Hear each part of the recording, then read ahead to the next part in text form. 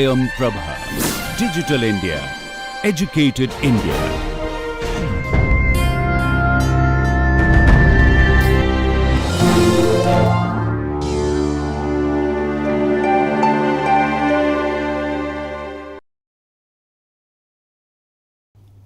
Welcome back.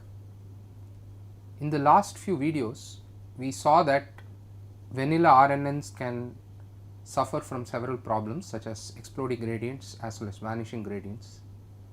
What we will be doing in this video is to look at a few alternate RNN architectures. They are slightly more complicated than the plain architectures that we saw in the last few videos. So, just to recollect what we have done so far, we looked at the plain or vanilla RNN as it is called. It is a very simple idea.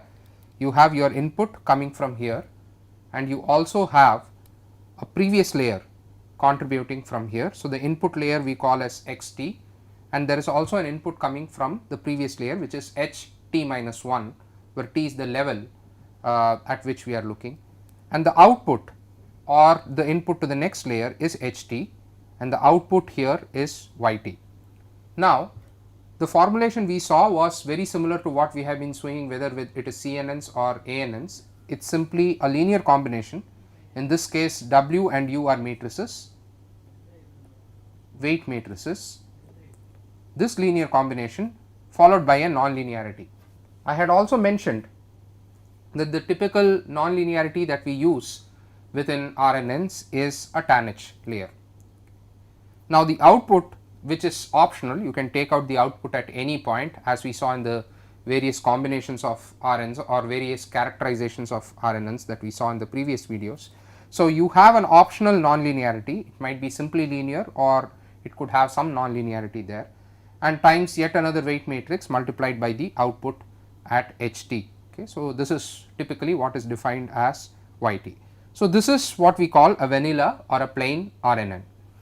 As we saw in the previous video, vanilla RNNs have trouble with either vanishing or exploding gradients during back propagation. Why is that? Because repeated operations of this sort, as we saw in the back propagation through time video, repeated operations of that sort can actually make the gradients either increase continuously or decrease continuously depending on the eigenvalues of these matrices. So, this makes it hard to calculate deep layers, and all this difficulty goes back to the fact that machines have finite precision. If you did not have finite precision, even a vanishing gradient would not go exactly to 0 and you will learn something. But typically what happens is, if the vanishing gradient becomes very small and smaller than your machine cutoff or machine epsilon, you are not going to learn anything and your learning algorithm is basically stuck when it uses some variation of gradient descent. Similarly, with exploding gradients, it is possible that it might rise really high and then drop, but that will not happen because you will always hit the maximum limit of machine largest numbers, and that will grow up unboundedly. Okay. So, you can have various problems, but in either case, for all sorts of practical algorithms, vanishing as well as exploding gradients is a huge problem, and you are unable to train deep layers. What do we mean by deep layers? Lots and lots of layers. So, typical language tasks can use 50 to 100 layers, and even engineering tasks might require that many, at least a few of them.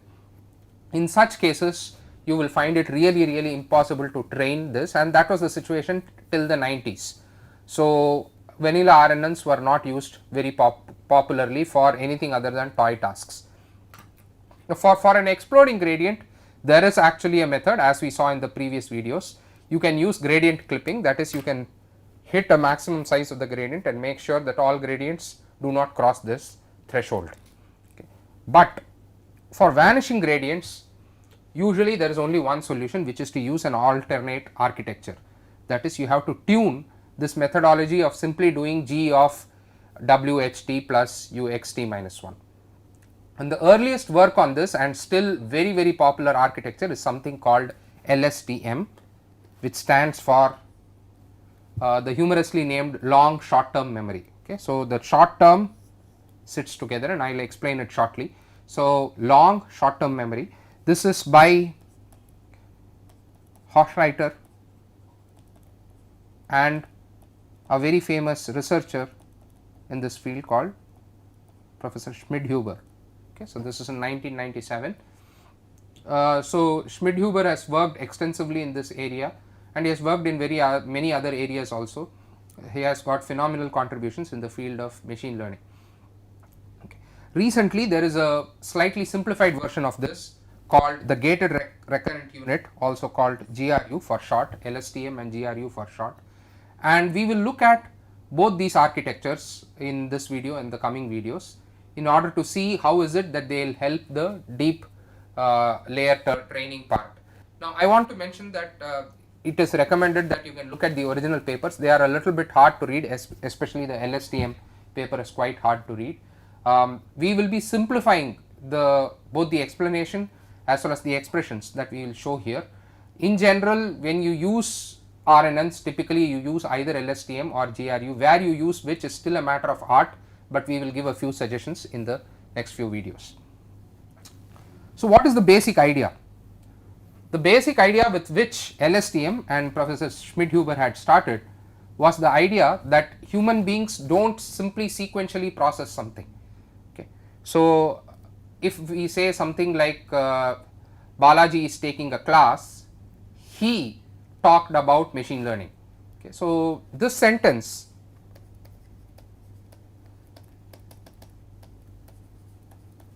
in order for he to work out, you need a long term dependency as we saw in the previous videos,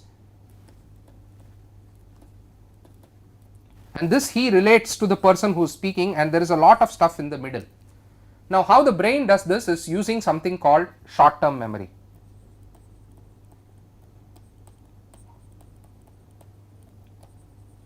Now, within the cognitive sciences, as I understand it, there is a lot of research on how many items we can keep, and the general consensus based on a paper a few decades ago is something like 7 items is something that we can keep in our mind in our short term memory. These are sort of our small computational RAM. So, if I give you too many items, or if I give you a long phone number or a long number, you can't remember it, but you can remember about 6 or 7 items in a short term space which we can immediately access. So, what is also understood is the brain has two sorts of mechanisms, or at least we think that there are two sorts of mechanisms. There is something called short term memory and long term memory, and the algorithm that we have used here effectively only has a short term memory of 1, which is ht immediately. The immediate value it uses is simply that of xt and ht minus 1, but it does not store sort of the context where ht minus 1 came from. This is a very rough example, or this is a very rough explanation of what happens. So, the basic idea here is to either have a separate cell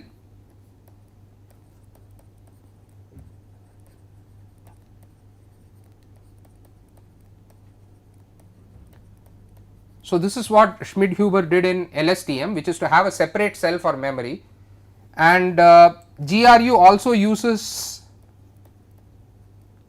some memory like operations.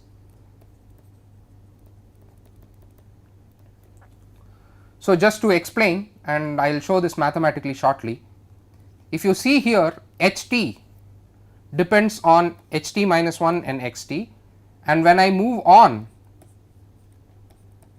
to the next unit, ht plus 1 explicitly depends only on ht, and it has completely forgotten ht minus 1. Okay. There is of course some portion of ht minus 1 hidden in ht, but ht plus 1 in general has not using ht minus 1 explicitly. So, what GRU and also LSTM do is try to keep some portions of even prior computations stored. Some of you who have done iterative methods might know something like relaxation schemes or successive over relaxation. That also works on a similar principle, as you will see in the formulae that will be shown. So, let us come to the idea of GRU. Now, in order to explain GRU, we are going to use a slightly different version, which we will call simplified GRU. This is thanks to Professor Andrew Ng.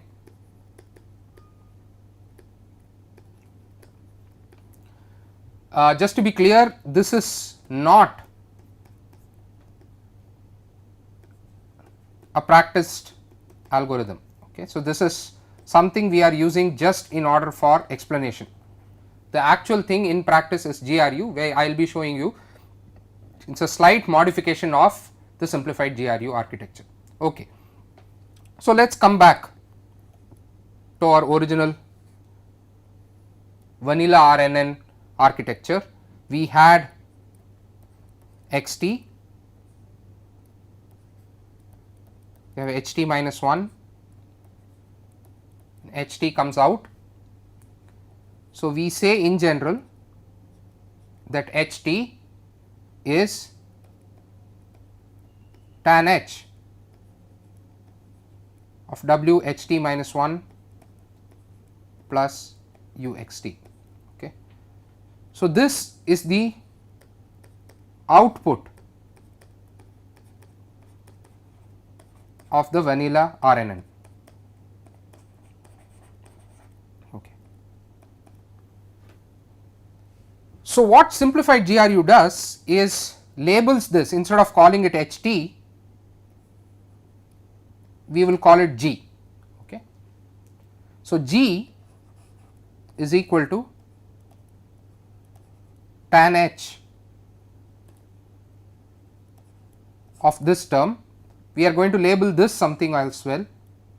Remember, the linear combination is always called Z. So, we will call it ZG, okay, where ZG is equal to W HT minus 1 plus U XT. Remember, W and U are matrices, and for a particular reason, instead of calling them simply W and U, we will call them WG and UG. Okay. So, remember, up until now nothing has changed. This is simply the output of the vanilla RNN. Okay. Okay. So, if this is G, what is HT? So, simplified GRU works in the following way. We will take a linear combination, okay,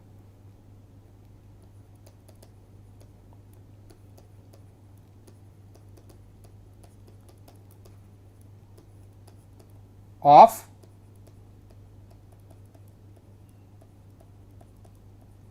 the vanilla output and older computation.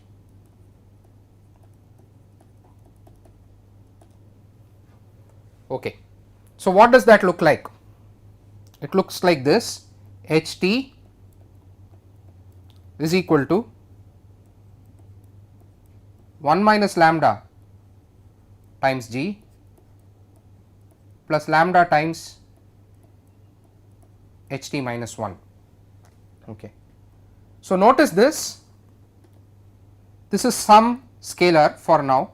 I am going to modify this shortly. So, if you see this is simply a linear combination. This is our vanilla output and this is my older output. How does this help? What we are saying is, I will not simply take whatever I have got right now, but I will also retain some portions of whatever computations I did before.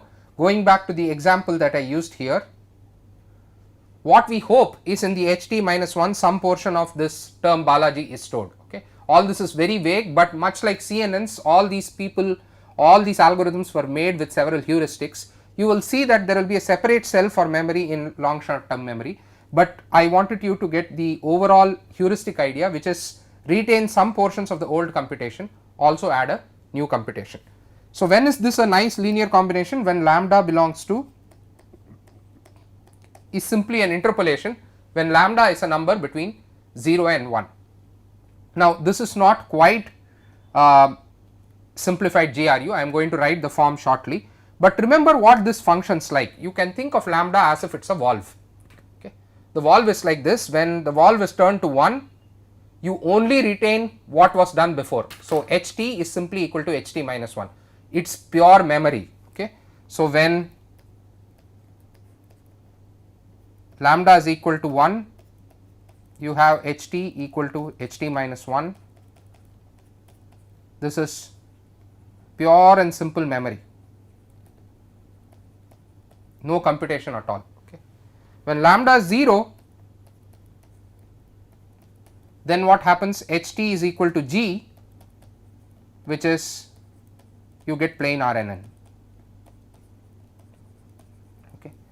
So, you can think of simplified GRU effectively as a linear combination of just memorizing and not saying anything, every word will mean the same thing if we are using a language task, okay, or pure RNN. Okay. So, it is a linear combination, it is sort of an interpolation between a pure memory task and a pure computation task. Okay. So, that is what simplified GRU does.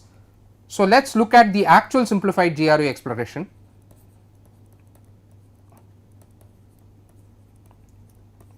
It is like this, HT is equal to 1 minus F Hadamard product G plus F Hadamard product HT minus 1. Okay. So, this F, just like a valve, this F is called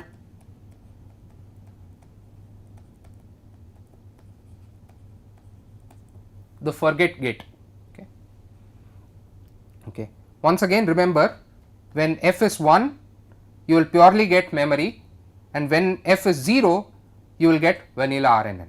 Okay. So, now what is the distinction between here and here? There lambda was a scalar, here F is a vector. Okay. Just for the sake of clarity, let us say HT was a 50 cross 1 vector, let us say G was also a 50 cross 1 vector and HT minus 1 was also 50 cross 1, then in order for the Hadamard product to work, F also has to be 50 cross 1. Now, why would we take F to be a vector? Because it is possible that you might want to remember a few things and forget a few things within a vector, okay, within the H vector. So, what this gives us, independent, I will call them valves for each component of H.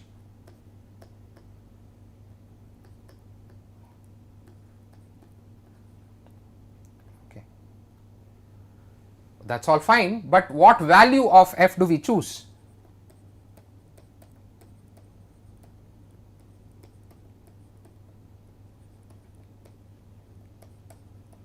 And here we use the general principle of whatever we have been doing in neural networks, which is we never really specify any component, we let the algorithm choose it. Okay.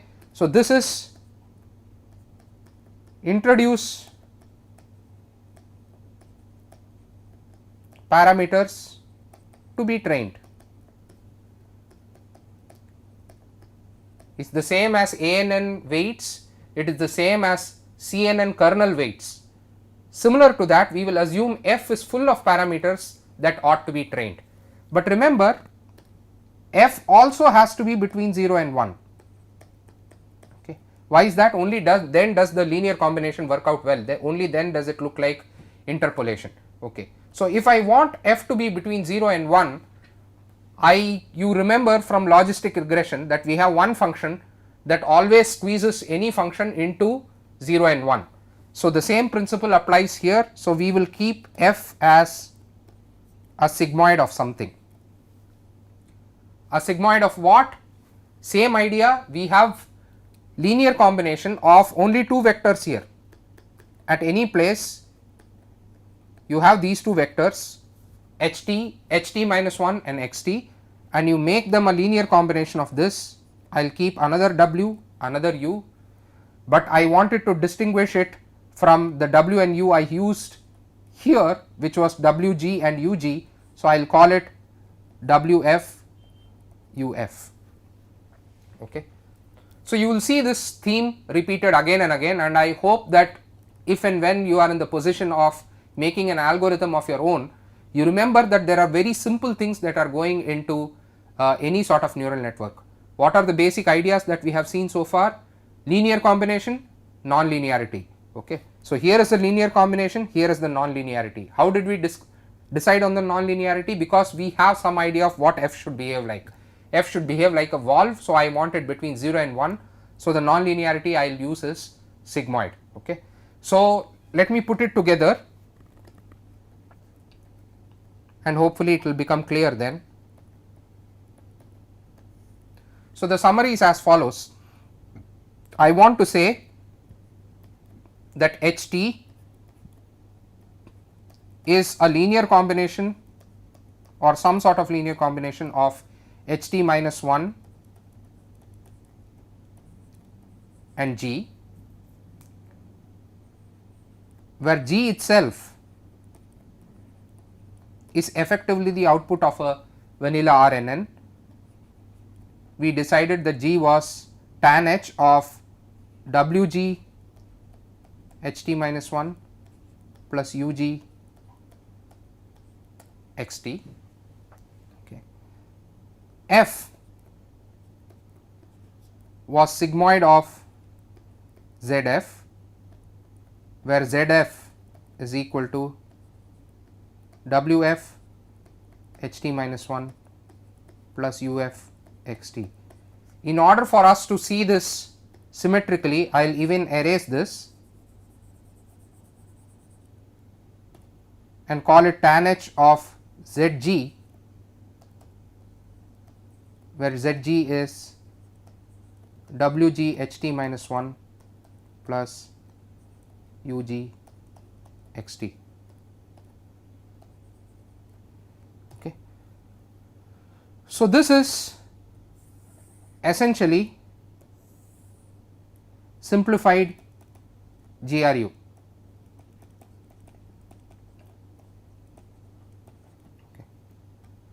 Now, it is conventional for us to represent all these new architectures using a figure.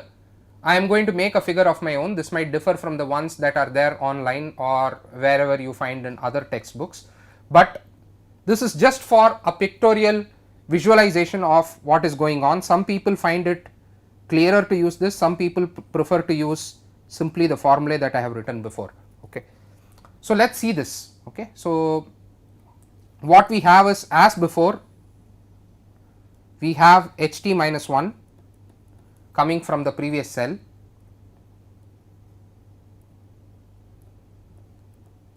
we have Xt as the input. Now, the two combine. So, let us take this in.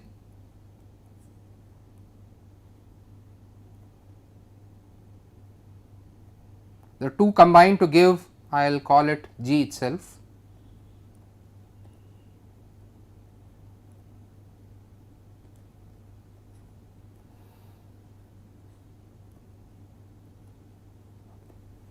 Okay. So, if you take tan H of Zg, you get G. Okay. Now, from G, you go a little bit further, there is a valve which is multiplied by 1 minus f. Similarly, Ht, there is a valve which is f. Go further, add the two together, and what comes out is Ht. Okay. This is the straightforward figure expressing all this here. Remember, even f is simply sigmoid of Zf, where Zf is a linear combination. So, all expressions that you will see within neural networks, I have said this probably 100 times through this course, are simply one linear combination followed by a non-linearity. That is also true for this simplified GRU.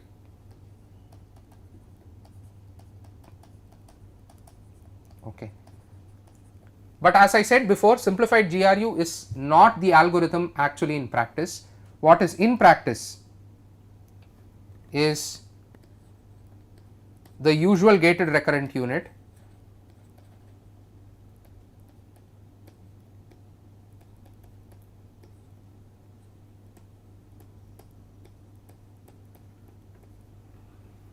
it is a small variation of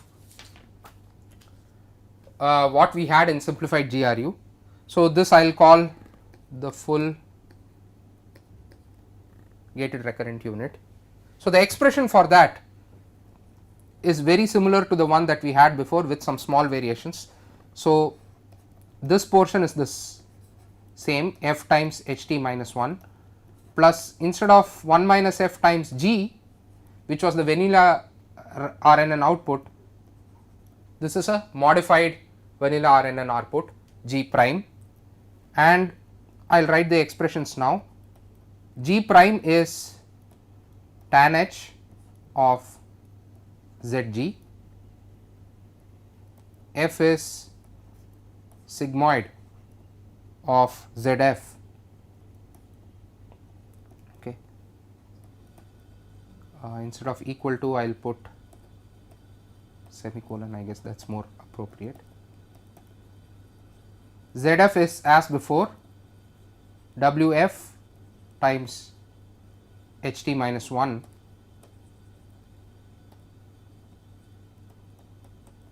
plus Uf times Xt. Zg used to be Wg times Ht minus 1 plus Ug times Xt, and now there is a small change to that.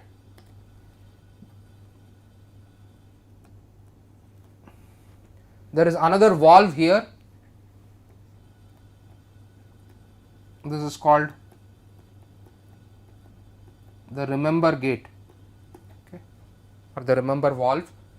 So, instead of simply having Ht minus 1, you add yet another parameter there, R Ht minus 1 plus Ug times Xt. R also should be between 0 and 1. Now, what do we do about R? It should be trivial by now for you to understand this. It is simply sigmoid of some other thing called Zr, where Zr is equal to Wr Ht minus 1 plus Ur times Xt. Okay. So, this is the full gated recurrent unit. Okay. A few comments here. So, what is it that we have achieved by doing this? First thing, we have introduced many more parameters. Remember, in the usual vanilla RNN, we only had two matrices W and U. Okay. Now, you have 6 sets of matrices Wg, Ug, Wf, Uf and Wr, Ur. So, now you have increased your number of parameters by a factor of 3. Okay. So, we have, and we will see in LSTM that it is a little bit more.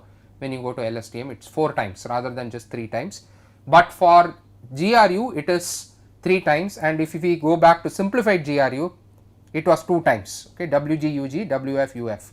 So, the fully gated recurrent unit gives you more parameters to play with, okay. But if it gave you more parameters to play with exactly the same results, then it won't be useful. What happens is, this is works much better for deeper networks. Okay.